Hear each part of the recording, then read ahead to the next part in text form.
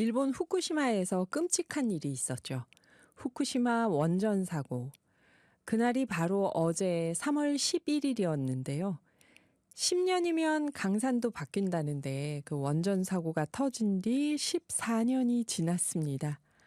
과연 한강 작가의 말처럼 과거는 현재를 도울 수 있을까요? 후쿠시마 원전 사고 이후 우리는 어떤 에너지 미래를 설계하고 있을까요?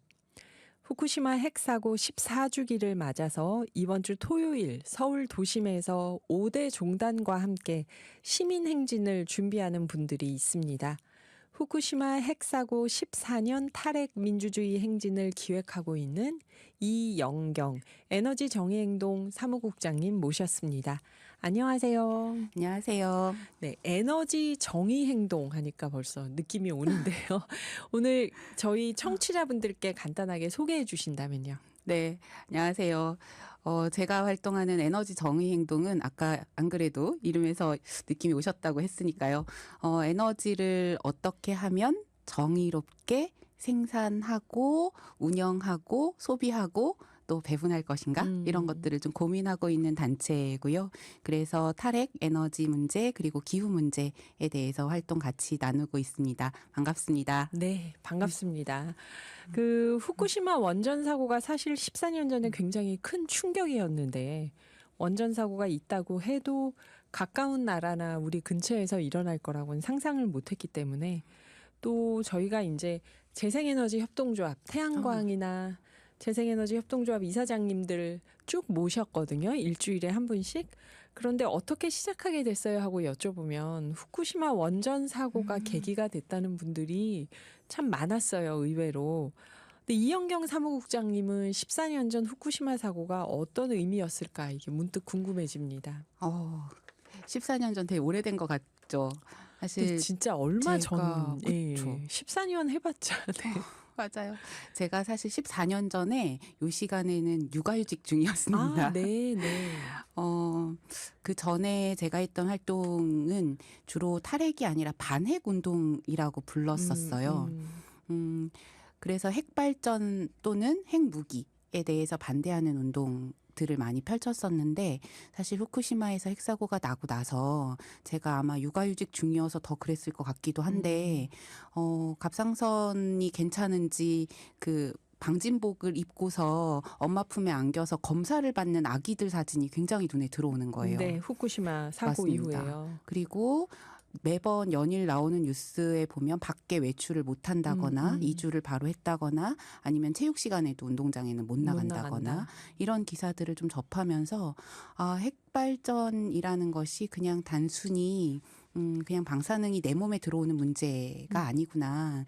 그거보다 좀 더 큰 문제다라는 것들을 좀 느끼게 됐었고 그러면서 저희 단체를 비롯해서 많은 단체들이 반핵이 아니라 이제는 탈핵으로 나아가자라는 고민을 시작했던 계기가 후쿠시마 핵사고였던 것 같아요. 그래서 네.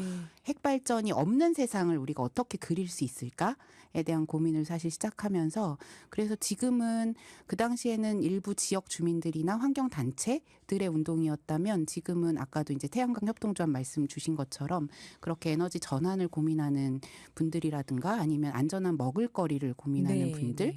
뭐 건강에 대해서 고민하는 의사들, 뭐 법률가들, 학계 이렇게 되게 다양한 분들이 탈핵 운동을 같이 지금 하고 있고 저도 그러면서 운동의 방향도 단순히 그냥 핵의 반대보다는 사회 전반을 좀 고민하는 문제로 접근을 시작했던 게 14년 전인 것 같아요. 아, 그러면 그때 육아휴직 했으니까 아이가 지금 15살인가요? 맞습니다. 네. 그래서 저는 그 생각을 했습니다. 그 아이가 지금 15살이겠구나. 네, 맞습니다. 그래요. 그래서 탈핵 운동 얘기를 들으면 저희는 이제 그 보통 사람들은 어떤 생각을 하냐면 그래도 태양광이나 풍력 가지고 어떻게 100%를 하겠어. 안전판으로 꾸준히 전기를 만들 수 있는 원전은 좀 남겨놔야 되는 거 아니야? 이것도 그 신기술인데 여태까지 축적한 기술을 이렇게 사장하는 건 좀 아니지 않아? 이런 생각들을 하게 되거든요. 네. 그래서 사고가 안 나게 잘 관리하는 쪽으로 가면 되지 아예 쓰지 말자 하는 건 좀 심한 거 아닌가. 이게 좀 이념적인 지향인가. 이런 생각을 하는 분들도 사실 많이 있고 또 좀 에너지 전환에 적극적인 분들도 원전을 폐기하자 하는 것까지는 동의하지 않는 분들이 있고 하는데 이런 질문 받으면 어떻게 답변하시나요? 사실 뭐 답변은 여러 가지로 하지만 네. 이념적인 문제에서는 전 정확히 아니다라고 음. 말씀을 드립니다. 왜냐하면 이것이 정치적으로 결정할 수는 있지만 네. 정치와 이념은 또 다르잖아요. 네. 그런데 사실은 저만 해도 탈핵이나 반핵 운동을 한 지가 아까 벌써 아이가 15살이니까 네. 그 이전부터 시작을 했고 그 사이에 뭐 정부가 몇 번이나 바뀌었겠어요. 네, 그럼에도 불구하고 꾸준히 탈핵을 계속 이야기하고 있는 거고 그것은 그래서 생명과 안전의 문제다라는 말씀을 계속 드리고 싶고 지금도 드리려고 합니다. 사실은 핵발전 사고가 안 나면 안전한 거 아니야? 이렇게 안전하게 잘 관리하고 쓰면 진짜 좋은 거 아니야? 이런 고민들 하시는 분들 되게 많이 뵙고 제 주위도 사실 많습니다. 그런데 그 생각의 가장 밑바탕에는 내가 직접 핵발전소 인근에 살지 않고 있어라는 게 있는 것 같아요. 사실 제가 만나는 지역 주민들, 특히나 핵발전소 인근에 살고 계신 분들한테는 핵발전소 사고가 반드시 폭발하는 형태로 사고가 나는 것만 나한테 위험한 건 아니거든요. 네. 이미 건강에 문제가 생겨서 암으로 인해서 계속 치료를 받고 계시는 분들도 많이 계시고 뭐 그냥 단순히 작은 지진 혹은 산불 아니면 뭐 폭염이나 폭우만 있어도 핵발전소 때문에 불안해서 생활이 힘든 분들도 계시거든요. 그러니까 이런 것들을 생각해 보면 이 사고라는 것이 우리가 생각하는 규모만의 사고는 아니겠다라는 생각도 들고 우리가 잘 모르는데 우리나라만 해도 지금 핵발전소가 가동된 지 40년이 올해로 한 47년쯤 된 것 같아요. 네, 네. 78년부터 가동했으니까. 그동안 크고 작은 사고가 800건이 넘게 일어났어요. 800건이 넘게요. 네. 그러니까 이게 과연 100% 안전할 수 있는가에는 늘 우리가 고민할 수밖에 없는 거고 제가 어제가 후쿠시마 핵사고가 났던 날이어서 시민들과 같이 어제 저녁에 영화 봤거든요. 본 영화가 방사능 땡땡 쓰리마일 섬의 여성들이라는 영화였는데요. 사실 그 영화에 나오는 4명의 여성들이 있습니다. 이분들은 쓰리마일 사고는 공식적인 기록으로는 방사능으로 인한 피해가 없다라고 기록이 되어 있어요. 근데 그분들 스스로가 몸에 이미 피폭을 당했고 당신의 아이들이 피폭으로 인해서 피해를 본 증거들이 있는 거죠. 그래서 이분들이 이렇게 내내 그 현장에서 싸우면서 이 핵발전소는 이 쓰리마일 사고는 인재다.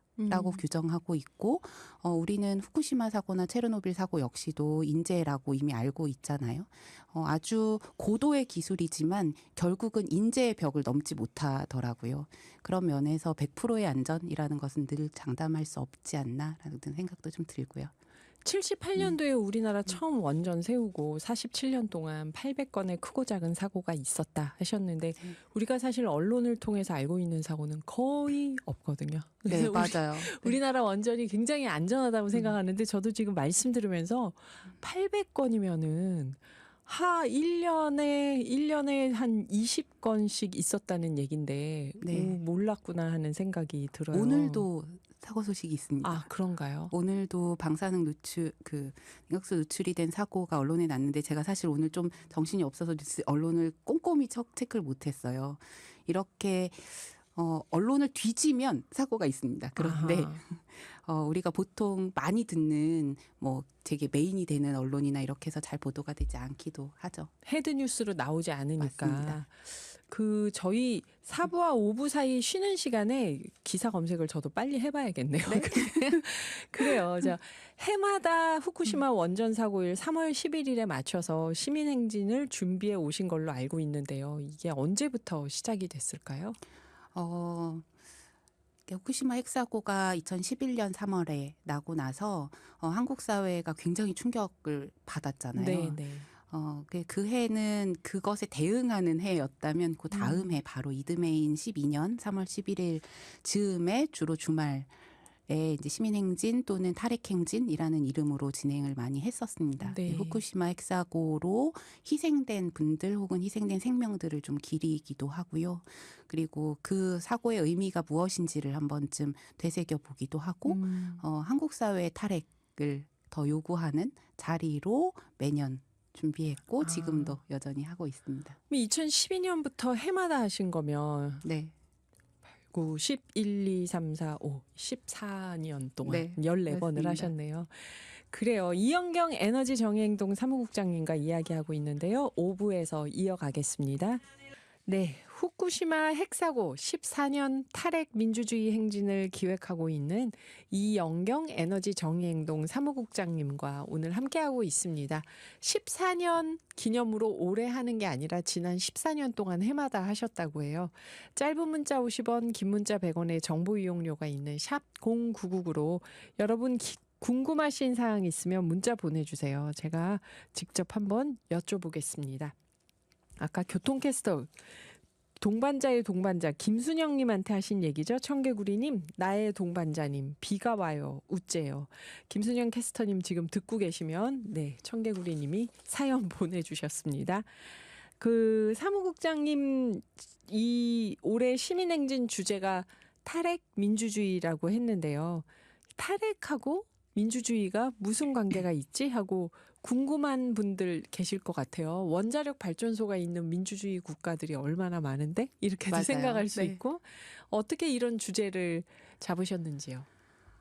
사실은 탈핵 운동을 하다 보면 이게 진짜 민주주의 국가 맞아? 이런 고민을 할 때가 사실 많이 있기는 해요. 네. 사실 이제 민주주의라는 것이 주권이 국민에게 있다라는 개념이잖아요. 네. 사실 이제 에너지 문제를 고민하면 에너지 민주주의라고 하면 에너지 정책에 대해서 그 에너지를 사용하는 사람들이 혹은 생산하는 사람들이 그것에 대해서 좀 주체적으로 참여할 수 있어야 된다라는 고민이 들죠. 네. 그런데 실제로 핵발전만큼 정말로 비민주적인 에너지원이 없더라고요. 아시겠지만 핵발전이 처음에 탄생했던 핵 기술이 탄생했던 배경이 네. 무기잖아요. 군사 기술이잖아요. 핵폭탄? 네, 맞아요. 그러다 보니까 기술이 굉장히 폐쇄적이고 너무 초고도의 기술이어서 더 그렇게 또 하겠지만 그렇죠. 우리가 잘 네. 알 수 없는 기술이고. 맞습니다. 우리가 보통 왜 기술하면 너도 나도 쓸 수 있는 공유되는 기술들도 많이 있는데 네. 핵 기술은 전혀 그렇지는 그렇네요. 않거든요.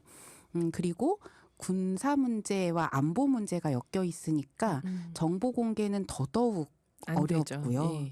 그리고 안보랑 엮이니까 너무나 폐쇄적이기도 하고요. 그리고 지역 주민들한테는 사실은 그냥 떨어지는 정책처럼 느껴지기도 하는 거예요. 어느 순간 월성의 주민분들이 인터뷰를 하셨는데 처음에 여기가 그냥 전기 만든 공장이다라고 해가지고 되게 환영하셨대요. 아, 정말요? 네. 그랬는데 어느 날 봤더니 어느 순간 내 몸에 이상들이 생기는 것을 보면서 이게 그냥 일반 공장하고는 다른 거구나 이렇게 느끼셨다고 했거든요. 그렇게 그런 과정 자체가 굉장히 민주주의와는 좀 거리가 먼 정책인데 최근에 우리가 12월 3일에 있었던 계엄 네. 선포 이후로 민주주의에 대해서 고민을 굉장히 많이 하기 시작했잖아요. 네. 어떤 것이 민주주의인가.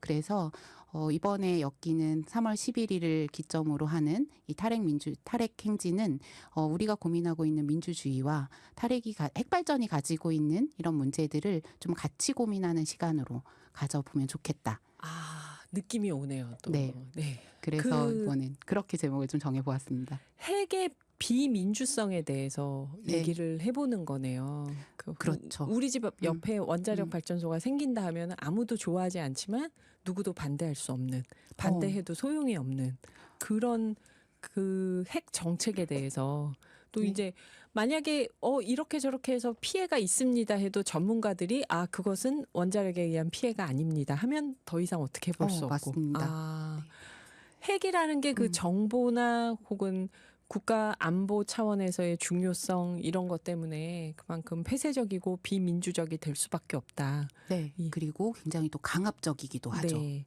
그래서 탈핵과 민주주의의 관계에 대해서 올해는 이렇게 주제를 정하신 거네요. 네. 그래도 특히 또 아무래도 이번 정부 들어서 탈핵 때문에 이런저런 문제가 있었다. 탈핵 대표적인 게 제 기억으로는 우리 원자력 기술을 해외에 수출을 못하고 이대로 사장을 하냐. 탈핵 때문에 원자력 신기술을 더 발전시킬 기회를 놓쳤다. 막 이런 얘기들 뉴스에서 패널들이 나와서 하는 말을 저도 얼핏 들은 것 같은데요. 탈핵과 관련된 가짜 뉴스라고 해야 되나? 탈핵 때문이야 하는데 선생님 생각에 그렇지 않아 하는 게 있다면 대표적으로 뭐가 있을까요?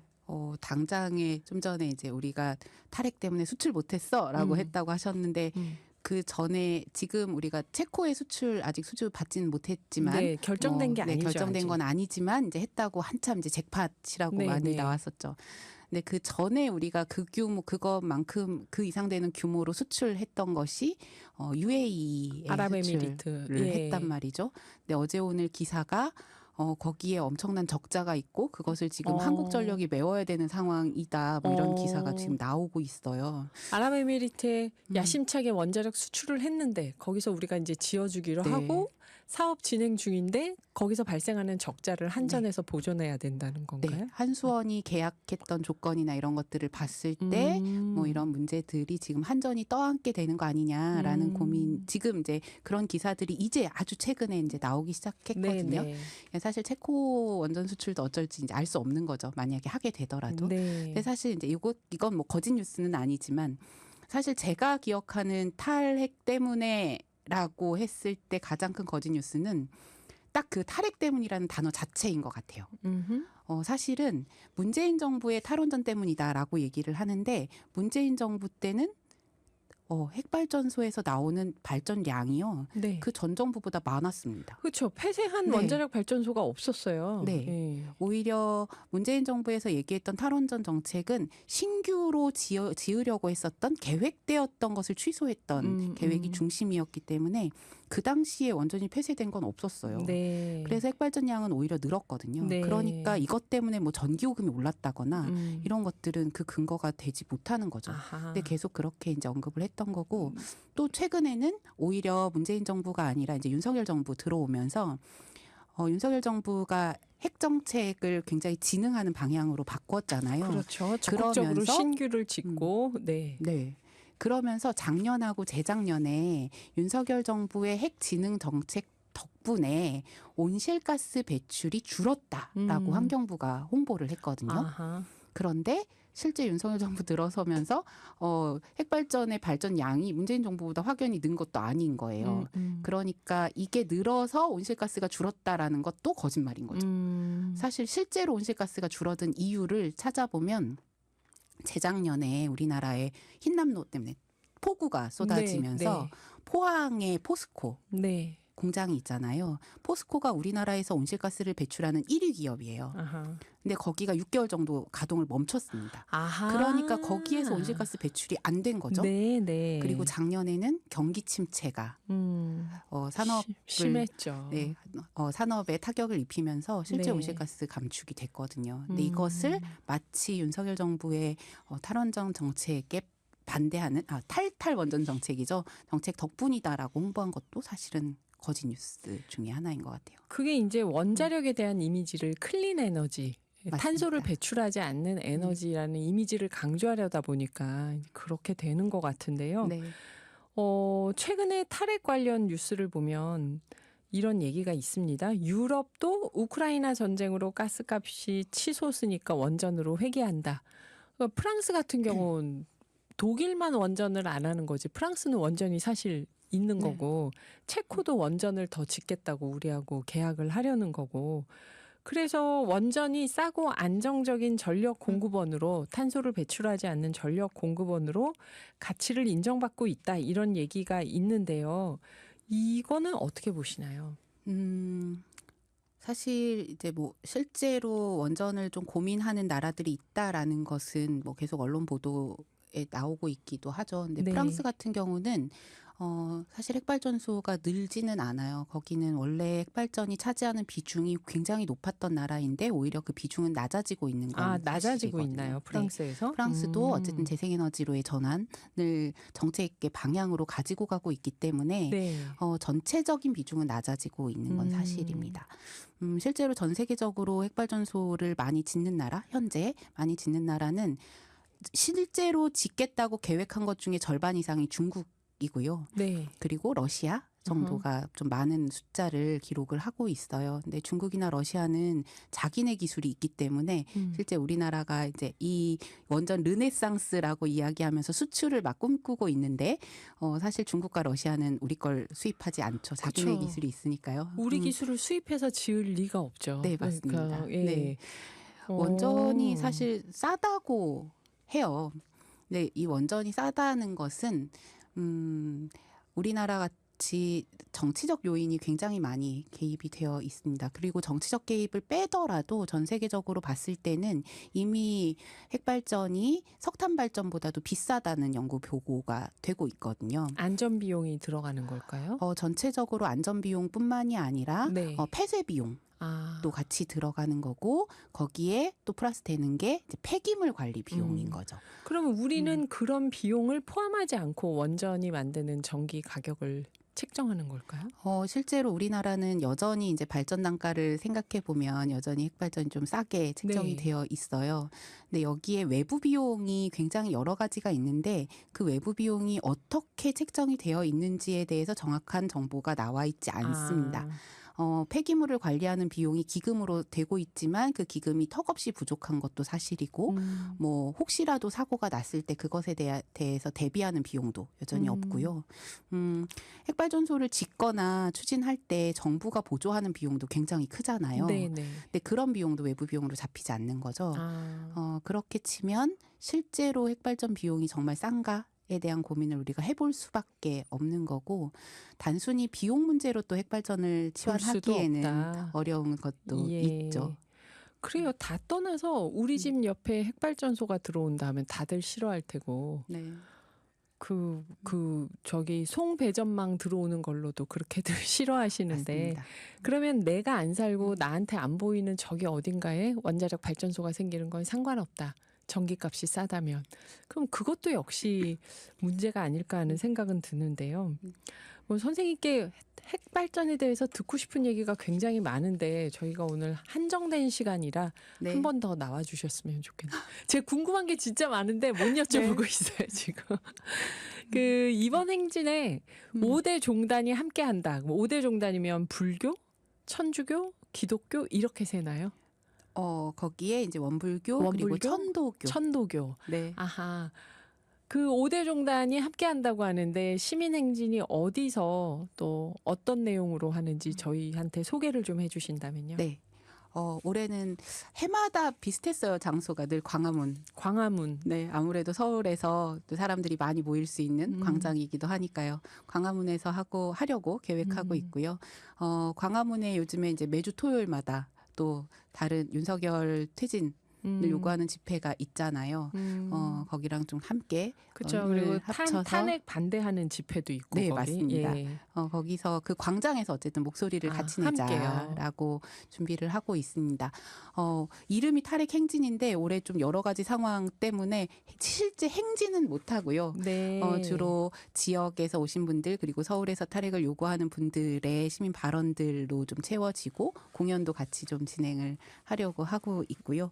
5대 종단은 5대 종교가 같이 하는 공동 기도회도 좀 거기서 같이 개최를 하니까 네. 혹시 종단에 또 계신 분들 같이 와주셔도 좋을 것 같습니다. 서울만 하는 건 아니고요. 네. 실제로 핵발전소가 있는 뭐 부산, 울산, 경주 그리고 광주 이런 지역에서도 같은 날 거의 비슷한 시간에 탈핵 행진을 여니까 지역에 계신 분들도 참여해 주셔도 좋을 것 같아요. 그래요. 그 부산, 울산, 경주, 광주 원자력 발전소가 가까이 있는 지역에서 네. 예, 이번 행진을 함께 한다고 합니다. 5대 종단이면 그럼 성직자분들이 다 나오시는 거겠죠. 성직자분들도 계시고 이제 교인분들도 신도분들도 예. 계시고요. 그래요. 저희 이영경 사무국장님 핵 얘기 여쭤보고 싶은 게 많은데 일단 다음에 또 모시고요. 이영경 사무국장님을 딱 이렇게 검색해 보면 동화 작가라는 이력이 나옵니다. 오늘 인터뷰 들으면서 다들 느끼셨겠지만 어려운 얘기를 굉장히 차분하고 쉽게 설명해 주시잖아요. 그래서 이 동화 작가 또 어린이와 청소년을 위한 기후 안내서 선생님이 쓰신 책을 좀 봐야겠다는 생각이 드는데요. 선생님 탈핵 운동이 먼저였나요? 작가가 되신 게 먼저였나요? 어떤 계기로 작가가 되셨는지요? 사실 이제 탈핵 운동을 하다 보면 제일 많이 듣는 말이 탈핵 너무 어려워요. 어려워요. 맞아요. 네, 기후 어려워요. 너무 어려워요. 에너지 너무 어려워요. 거든요. 그래서 얘를 어떻게 좀 더 쉽게 시민들에게 혹은 청소년들에게 어린이들에게 얘기할 수 있을까 이런 고민을 내내 하고 있었는데 그런 차에 마침 손을 내밀어 주신 출판사가 계셨던 거죠. 그래서 사실 깜냥이 되나 고민하면서도 한편으로는 냅다 받았어요. 그래서 책을 좀 쓰게 됐고 사실 동화라고 할 수는 없고요. 이야기책이라기보다는 이제 이런 얘기들 약간 사회과학과 비슷한 네, 얘기들을 좀 쉽게 담은 설명해 주는 책입니다. 여전히 아직도 이제 작가라는 말은 저한테는 여전히 좀 낯설기도 하고요. 여전히 활동가로 살고 있지만 그럼에도 불구하고 많이 읽어주시고 책을 냈기 때문에 또 만날 수 있는 분들이 있더라고요. 도서관에서 만나는 시민들, 학교에서 만나는 청소년들, 그리고 교사, 선생님들 이렇게 있는 분들이 계셔서 책 내길 참 잘했다 생각하고 있기는 합니다. 오늘 책을 좀 갖고 오셨으면 제가 이렇게 계속 보이는 그러니까요. 나중에 표지를 들고 있었을 텐데 네. 작가라는 이름이 아직 어색하다고 하셨지만 여러 권 쓰셨어요. 그 사람들이 핵 얘기 어려워하는 이유가 이게 기존에 우리한테 익숙한 선악구도 참 거짓구도가 아니어서 이게 어려운 게 아닐까 하는 생각도 그럴 수도 들어요. 있고 주로 핵 얘기가 기사에서 나올 때는 기술적으로 많이 맞아요. 나와서 더 과학의 그런 것도 문제로 같아요. 나오니까 네. 숫자.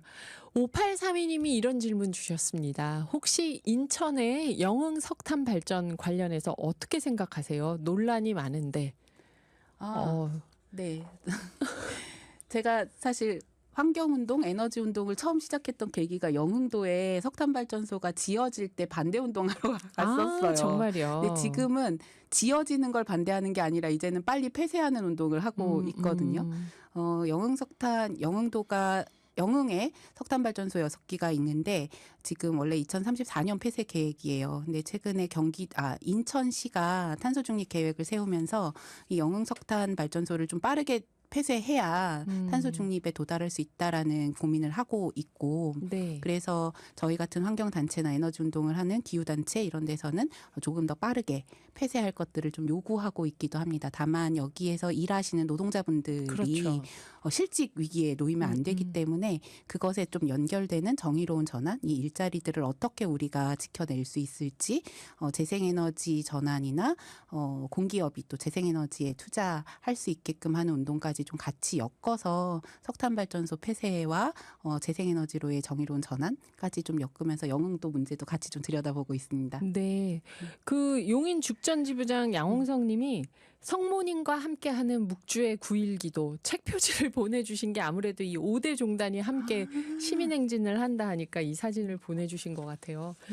국장님 이거는 좀 개인적인 질문이기도 하고 또 이 에너지 정의행동 사무국장님으로서 답변을 듣고 싶은 질문이기도 한데요. 그럼 국장님이 생각하실 때 정의로운 사회, 핵 정의라고 한다면 모든 원자력 발전소를 궁극적으로 다 폐쇄하는 걸까요? 네, 언젠가는 언젠가는 폐쇄되어야 된다라고 생각하고 있고 그 언젠가가 저는 가급적 빨라야 한다라고도 생각을 하고 있습니다. 어쨌든 우리가 핵으로부터 얻는 전기의 편리함이라는 것은 누구나 다 알고 있기는 해요. 근데 이 편리함 이면에 그것으로 인해서 고통을 받고 희생을 당하는 사람들 그리고 생명들이 있다라는 것을 기억을 하게 되면 얘를 내가 편리함을 위해서 계속 써야지라고 얘기하긴 좀 어렵더라고요. 신규를 짓지 않고 현재 돌아가고 있는 원자력 발전소를 계속 재생에너지로 전환하면서 궁극적으로는 폐쇄돼야 되지 않겠냐. 네, 그렇게 하긴 보고 있습니다. 일본의 전 코이즈미 수상이 전국을 돌면서 탈핵 연설을 하더라고요. 네. 그래서 제가 이게 굉장히 피부에 와닿는 사건이었겠구나 하는 생각이 들었는데요. 그래요. 끝으로 이현경 사무국장님 청취자분들께 하시고 싶은 말씀이 있다면요. 음, 사실 에너지 운동을 하면 탈핵이나 에너지 기후가 어렵다고 느끼는 이유 중에 하나는 얘가 내 문제가 아니라고 생각해서인 것 같아요. 근데 나는 언제나 늘 거의 24시간을 에너지와 전기를 끼고 살고 있잖아요. 네. 그러면 이것이 어디서 오는가도 좀 생각해 볼 문제일 거고, 그것을 생각하는 순간 에너지 문제가 나의 문제, 그리고 내 삶의 문제로도 들어오기도 하거든요. 내가 이것을 적게 쓰느냐, 많이 쓰느냐, 혹은 내가 어떤 의견을 내느냐가 누군가에게는 생명과 안전에 되게 가까운 문제일 수 있구나라는 것들을 좀 생각해 주시면 좋겠다라고 생각을 좀 했고요. 그런 의미에서 지역에서 좀 약간은 좀 고립될 수도 있는 지역에서 싸우고 계시는 지역 주민들이 있으시잖아요. 3월 15일에 광장에 나와서 나의 목소리를 좀 같이 내주는 것, 그리고 옆 사람의 손을 잡아주는 게 그분들에게는 되게 큰 힘이 되기도 합니다. 그래서 좀 정의로운 세상이라고 우리가 이야기하는 그 세상으로 나아가는 데에 나의 생각 그리고 나의 발품을 조금만 더 보태주시면 좋겠다라는 희망을 좀 보태면서 3월 15일에 광화문에 저도 있을 거니까요. 거기서 많이 뵐 수 있으면 좋겠다는 말씀을 꼭 드리고 싶었습니다. 네. 보이는 라디오 보신 청취자분들은 이현경 에너지 정의행동 사무국장님 얼굴 아시니까 혹시 광화문 가서 얼굴을 뵙게 되면 오늘의 기후 청취자라고 꼭 얘기해 주세요. 좋습니다. 네. 무대에 있을 거예요. 그래서 무대 근처에 오십시오. 네, 무대 근처요. 네. 지금까지 후쿠시마 핵사고 14주기 시민행진을 준비하고 있는 이영경 에너지 정의행동 사무국장님이셨습니다. 국장님 다음에 또 나와서 마저 얘기해 주세요. 네, 다시 뵙겠습니다. 감사합니다. 고맙습니다.